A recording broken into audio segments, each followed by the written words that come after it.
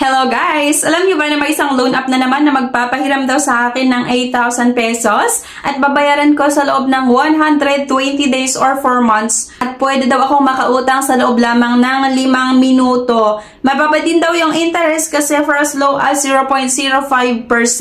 Kaya naman dahil sa pambungad nila na ganito ay sinubukan ko na naman na umutang. Kaya sana mapanood nyo yung buong video para malaman nyo din kung okay nga ba ito i-consider na utangan or hindi.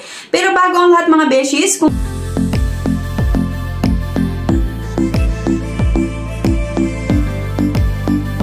It declines the bank and other loan apps. Pwede nyong subukan yung ibang options. See the link sa comment section below.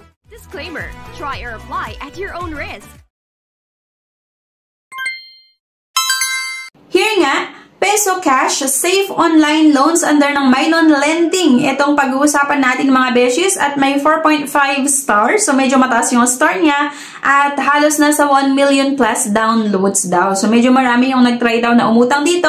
Kaya naman sinubukan ko na utangan ulit. So ayan, please lang wag kayong download ng download ha. Hanggat hindi nyo napapanood yung buong video natin. So, para nga tayo ay makautang dito, may gusto na namang i-access sa aking cellphone at once na na-allow mo sila, na-allow mo yung loan app na ito, kailangan yung mag-input ng valid mobile number at ilagay yung one-time password na natanggap nyo as in yung mobile number. So, ito mga beshies, yung sinasabi ko na 8,000 yung pambungad ng loan app na ito, na pwede ko daw mahiram at sa loob ng 5 minutes, pwede daw akong makautang dito. Para nga makahiram, may mga basic information or self-information daw na kailangan sagutan like yung educational background, yung email, yung Facebook account, kailangan daw ilagay dito. Pero sample lang yung nilagay ko dyan mga beshes na Facebook account ko, yung sansana na. Okay, so ayaw ko naman ilagay talaga yung Facebook account ko kasi baka ma-message pa ako nila. Next dito mga beshes ay yung paglalagay na kung saan nga kayo nakatira.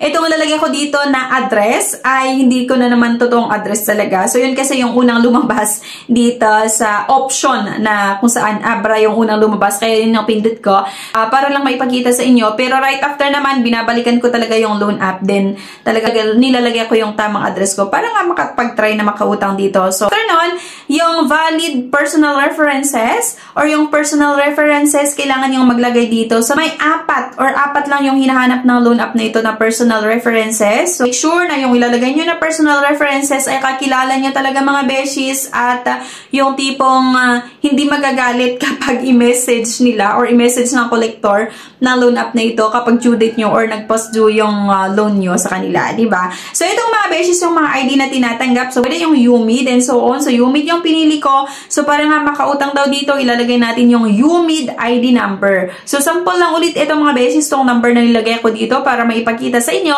Pero right after naman ay binabalikan ko din ulit yung app para ma-check or para ilagay yung totoong ID number, di ba? Kasi makikita din naman kasi pipicturean nga yung valid government ID at meron pa itong tinatawag na facial verification. Pagka-next nga ay ito job information agad-agad like yung personal business, company factory name, company scale, how many people. So, sample lang, kung wari 10 to 30 katao yung nagtatrabaho sa pinagtatrabahoan ko or I mean yung employees and then industry, finance, job type, business owner, position level, manager. So, etchos lang yung mga nilagay ko dito. So, kalahin mo dito mga beshies, may part pa na kailangan kong mag-upload ng proof of income.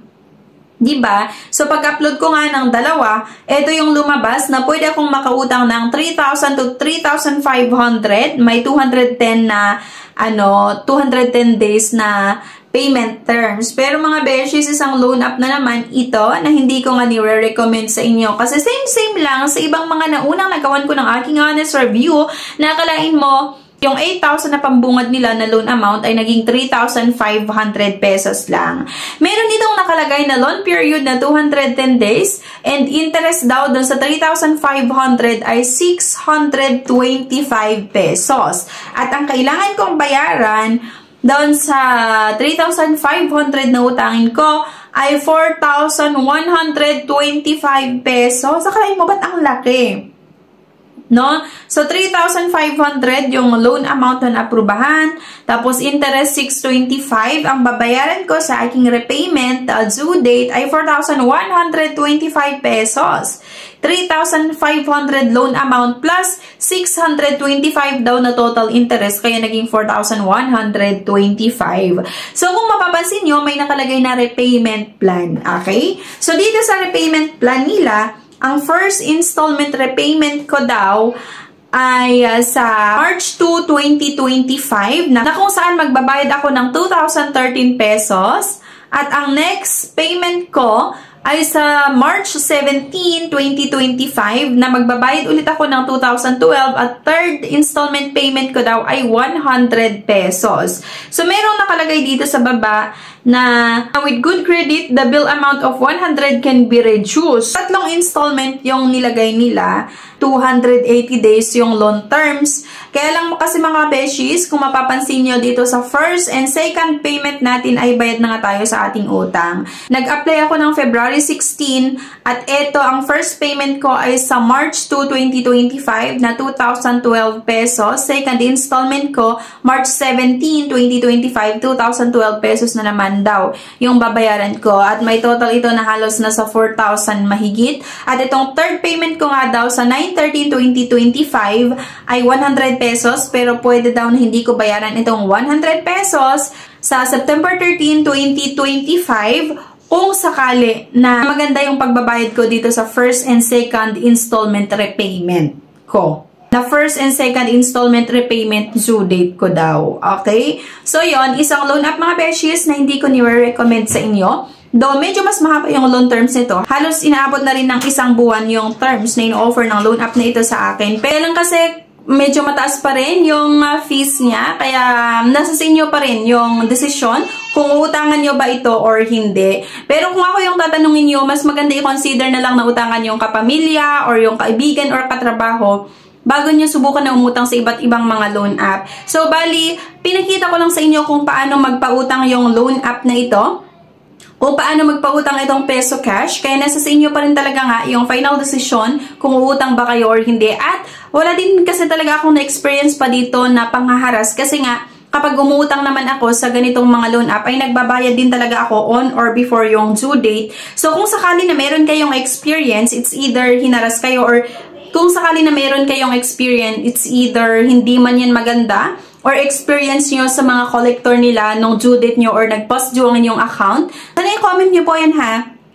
Para mabasa ng mga iba na nagbabalak i-download yung Peso Cash or itong Peso Cash loan app. Okay? So, thank you guys for watching. Sana nakatulong yung video na ito sa inyo para makapag-decide nga kung utangan nyo pa ba or hindi. Please don't forget to click the subscribe button. Sana i-like nyo din po yung video at huwag nyo kalimutan na i-share. Thank you guys at see you sa aking next vlog. Bye! Like this video, subscribe, comment, and share. Disclaimer, try or apply at your own risk.